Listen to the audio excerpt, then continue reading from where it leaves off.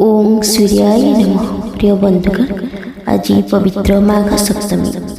पवित्र माघ मास शुक्ल पक्ष सप्तमी तिथि को तीन सप्तमी माघ सप्तमी रथ सप्तमी कहुए। यह सनातन धर्म एक पवित्र दिन। पौराणिक मान्यता अनुसार यह दिन भगवान सूर्यदेव जन्मदिन रूपे पालन कराए।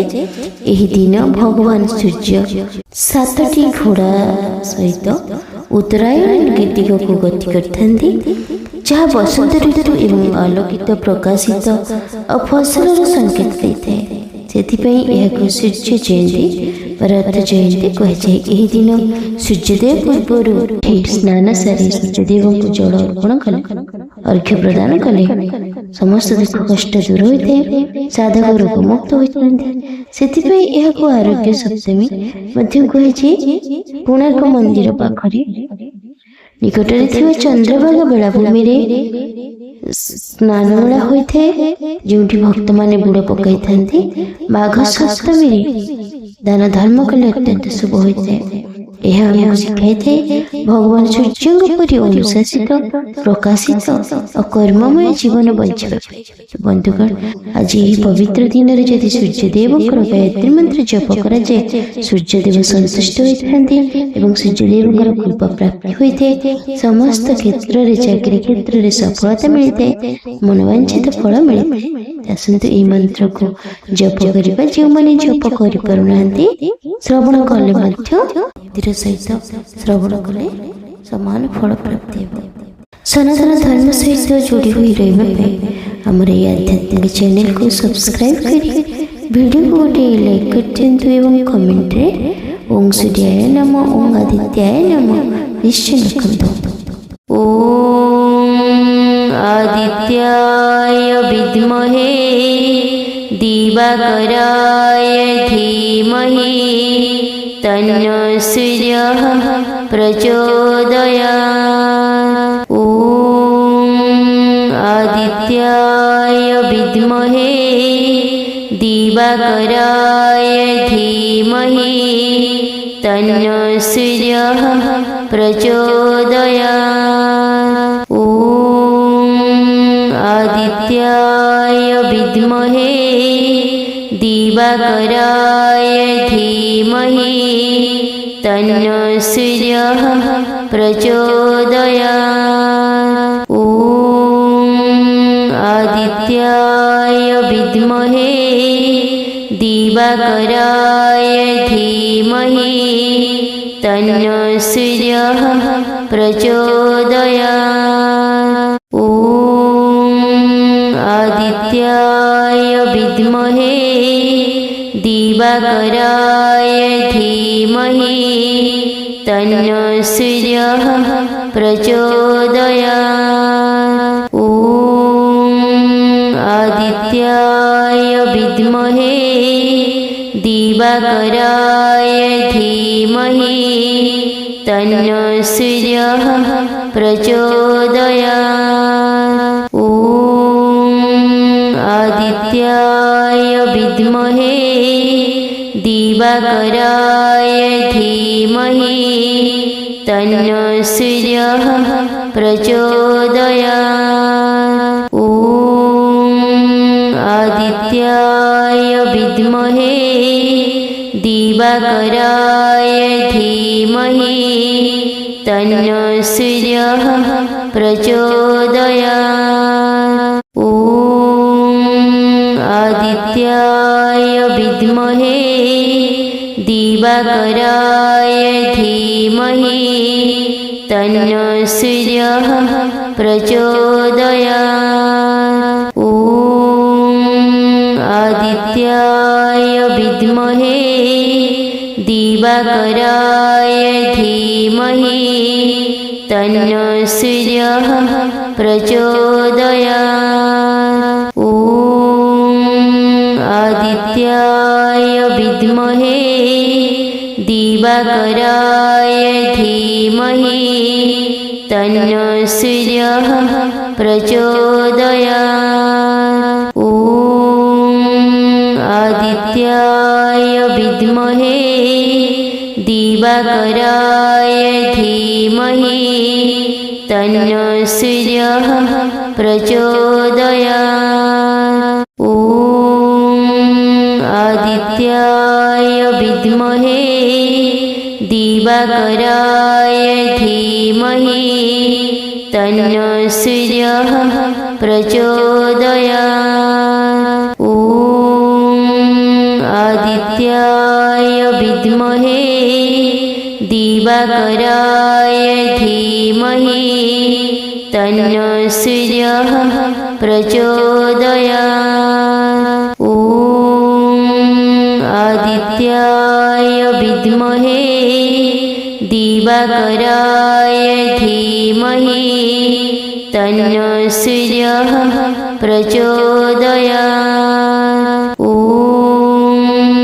आदित्याय विद्महे दिवाकराय धीमहि तन्नो सूर्यः प्रचोदयात्। ॐ आदित्याय विद्महे दिवाकराय धीमहि तन्नो सूर्यः प्रचोदयात्। ॐ आदित्याय विद्महे दिवाकराय धीमहि तन्नो सूर्यः प्रचोदयात्। ॐ आदित्याय विद्महे दिवाकराय धीमहि तन्नो सूर्यः प्रचोदयात्। ॐ आदित्याय विद्महे दिवाकराय धीमहि तन्नो सूर्यः प्रचोदयात्। ॐ आदित्याय विद्महे दिवाकराय धीमहि तन्नो सूर्यः प्रचोदयात्। ॐ आदित्याय विद्महे दिवाकराय धीमहि तन्नो सूर्यः प्रचोदयात्। ॐ आदित्याय विद्महे दिवाकराय धीमहि तन्नो सूर्यः प्रचोदयात्। ॐ आदित्याय विद्महे दिवाकराय धीमहि तन्नो सूर्यः प्रचोदयात्। ॐ आदित्याय विद्महे दिवाकराय धीमहि तन्नो सूर्यः प्रचोदयात्। ॐ आदित्याय विद्महे दिवाकराय धीमहि तन्नो सूर्यः प्रचोदयात्। ॐ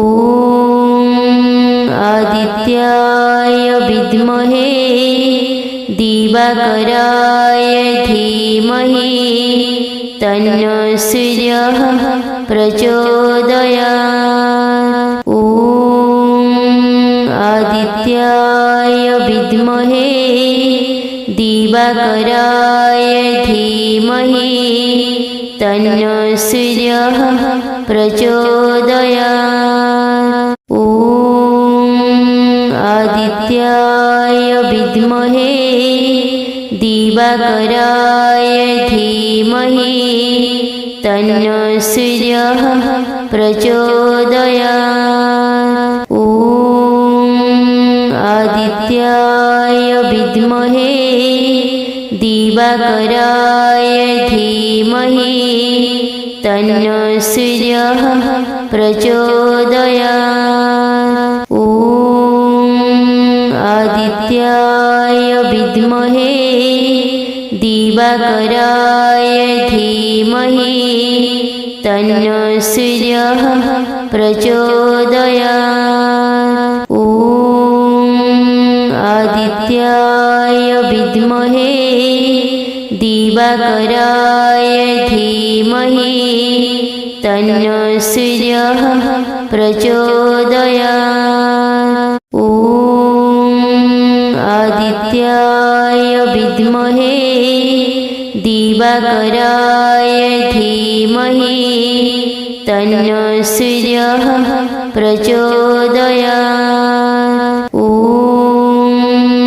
आदित्याय विद्महे दिवाकराय धीमहि तन्नो सूर्यः प्रचोदयात्। ॐ आदित्याय विद्महे दिवाकराय धीमहि तन्नो सूर्यः प्रचोदयात्। ॐ आदित्याय विद्महे दिवाकराय धीमहि तन्नो सूर्यः प्रचोदयात्। ॐ आदित्याय विद्महे दिवाकराय धीमहि तन्नो सूर्यः प्रचोदयात्। ॐ आदित्याय विद्महे दिवाकराय धीमहि तन्नो सूर्यः प्रचोदयात्। ॐ आदित्याय विद्महे दिवाकराय धीमहि तन्नो सूर्यः प्रचोदयात्। ॐ आदित्याय विद्महे दिवाकराय धीमहि तन्नो सूर्यः प्रचोदयात्। ॐ आदित्याय विद्महे दिवाकराय धीमहि तन्नो सूर्यः प्रचोदयात्। ॐ आदित्याय विद्महे दिवाकराय धीमहि तन्नो सूर्यः प्रचोदयात्। ॐ आदित्याय विद्महे दिवाकराय धीमहि तन्नो सूर्यः प्रचोदयात्। ॐ आदित्याय विद्महे दिवाकराय धीमहि तन्नो सूर्यः प्रचोदयात्। ॐ आदित्याय विद्महे दिवाकराय धीमहि तन्नो सूर्यः प्रचोदयात्। ॐ आदित्याय विद्महे दिवाकराय धीमहि तन्नो सूर्यः प्रचोदयात्। ॐ आदित्याय विद्महे दिवाकराय धीमहि तन्नो सूर्यः प्रचोदयात्। ॐ आदित्याय विद्महे दिवाकराय धीमहि तन्नो सूर्यः प्रचोदयात्। ॐ आदित्याय विद्महे दिवाकराय धीमहि तन्नो सूर्यः प्रचोदयात्। ॐ आदित्याय विद्महे दिवाकराय धीमहि तन्नो सूर्यः प्रचोदयात्। ॐ आदित्याय विद्महे दिवाकराय धीमहि तन्नो सूर्यः प्रचोदयात्। ॐ आदित्याय विद्महे दिवाकराय धीमहि तन्नो सूर्यः प्रचोदयात्। ॐ आदित्याय विद्महे दिवाकराय धीमहि तन्नो सूर्यः प्रचोदयात्। ॐ आदित्याय विद्महे दिवाकराय धीमहि तन्नो सूर्यः प्रचोदयात्। ॐ आदित्याय विद्महे दिवाकराय धीमहि तन्नो सूर्यः प्रचोदयात्। ॐ आदित्याय विद्महे दिवाकराय धीमहि तन्नो सूर्यः प्रचोदयात्। ॐ आदित्याय विद्महे दिवाकराय धीमहि तन्नो सूर्यः प्रचोदयात्। ॐ आदित्याय विद्महे दिवाकराय धीमहि तन्नो सूर्यः प्रचोदयात्। ॐ आदित्याय विद्महे दिवाकराय धीमहि तन्नो सूर्यः प्रचोदयात्। ॐ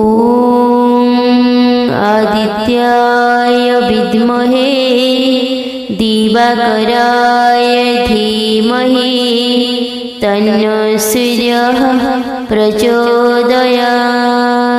ॐ आदित्याय विद्महे दिवाकराय धीमहि तन्नो सूर्यः प्रचोदयात्। ॐ आदित्याय विद्महे दिवाकराय धीमहि तन्नो सूर्यः प्रचोदयात्। ॐ आदित्याय विद्महे दिवाकराय धीमहि तन्नो सूर्यः प्रचोदयात्। ॐ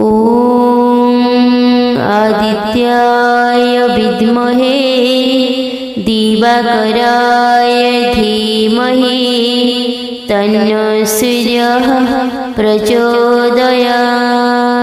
ॐ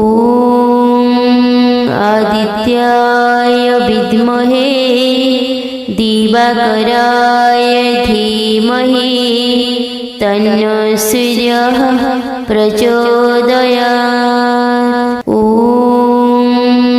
आदित्याय विद्महे दिवाकराय धीमहि तन्नो सूर्यः प्रचोदयात्। ॐ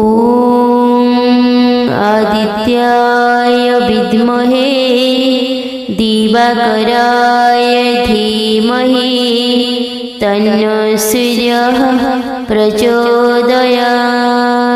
ॐ आदित्याय विद्महे दिवाकराय धीमहि तन्नो सूर्यः प्रचोदयात्। ॐ आदित्याय विद्महे दिवाकराय धीमहि तन्नो सूर्यः प्रचोदयात्। ॐ आदित्याय विद्महे दिवाकराय धीमहि तन्नो सूर्यः प्रचोदयात्।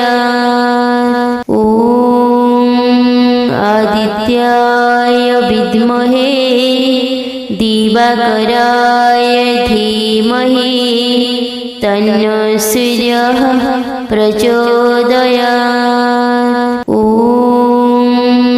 आदित्याय विद्महे दिवाकराय धीमहि तन्नो सूर्यः प्रचोदयात्।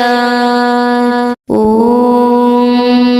आदित्याय विद्महे दिवाकराय धीमहि तन्नो सूर्यः प्रचोदयात्।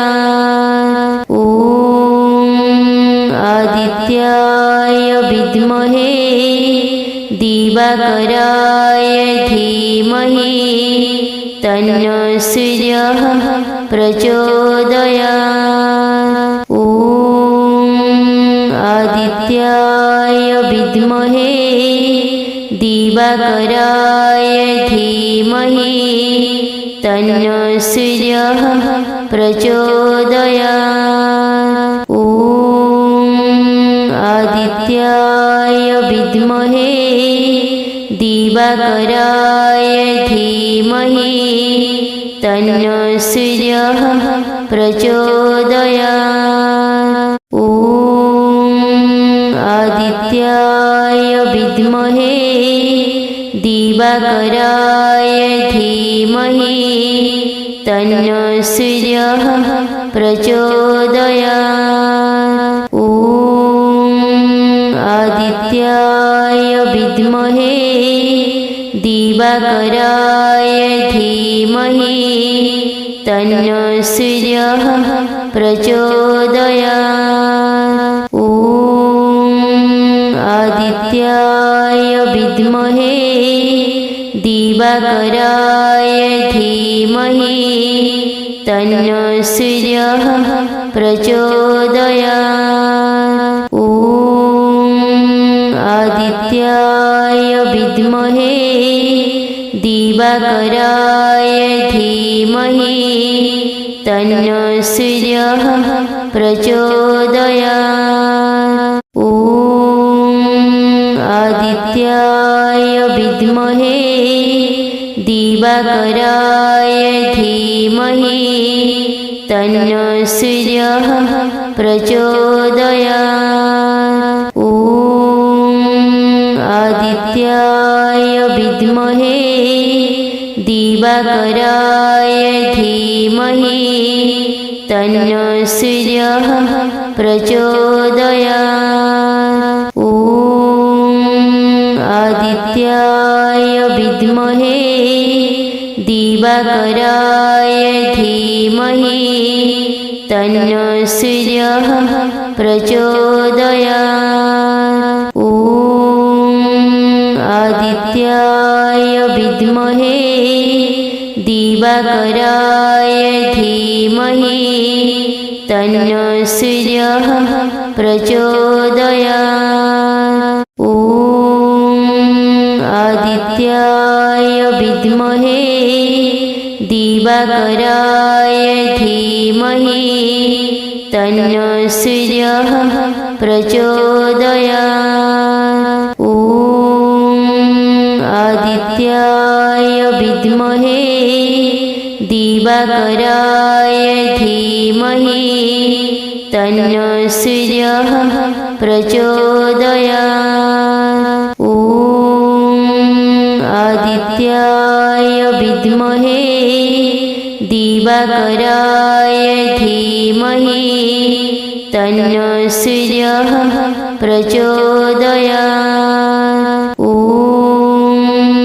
आदित्याय विद्महे दिवाकराय धीमहि तन्नो सूर्यः प्रचोदयात्। ॐ आदित्याय विद्महे दिवाकराय धीमहि तन्नो सूर्यः प्रचोदयात्। ॐ आदित्याय विद्महे दिवाकराय धीमहि धीमहि तन्नो सूर्यः प्रचोदयात्। ॐ आदित्याय विद्महे दिवाकराय धीमहि तन्नो सूर्यः प्रचोदयात्। ॐ आदित्याय विद्महे दिवाकराय धीमहि तन्नो सूर्यः प्रचोदयात्। ॐ आदित्याय विद्महे दिवाकराय धीमहि तन्नो सूर्यः प्रचोदयात्। ॐ आदित्याय विद्महे दिवाकराय धीमहि तन्नो सूर्यः प्रचोदयात्। ॐ आदित्याय विद्महे दिवाकराय धीमहि तन्नो सूर्यः प्रचोदयात्। ॐ आदित्याय विद्महे दिवाकराय धीमहि तन्नो सूर्यः प्रचोदयात्। ॐ आदित्याय विद्महे दिवाकराय धीमहि तन्नो सूर्यः प्रचोदयात्। ॐ आदित्याय विद्महे दिवाकराय धीमहि तन्नो सूर्यः प्रचोदयात्। ॐ आदित्याय विद्महे दिवाकराय धीमहि तन्नो सूर्यः प्रचोदयात्। ॐ आदित्याय विद्महे दिवाकराय धीमहि तन्नो सूर्यः प्रचोदयात्। ॐ आदित्याय विद्महे दिवाकराय धीमहि तन्नो सूर्यः प्रचोदयात्। ॐ आदित्याय विद्महे दिवाकराय धीमहि तन्नो सूर्यः प्रचोदयात्। ॐ आदित्याय विद्महे दिवाकराय धीमहि तन्नो सूर्यः प्रचोदयात्। ॐ आदित्याय विद्महे दिवाकराय धीमहि तन्नो सूर्यः प्रचोदयात्। ॐ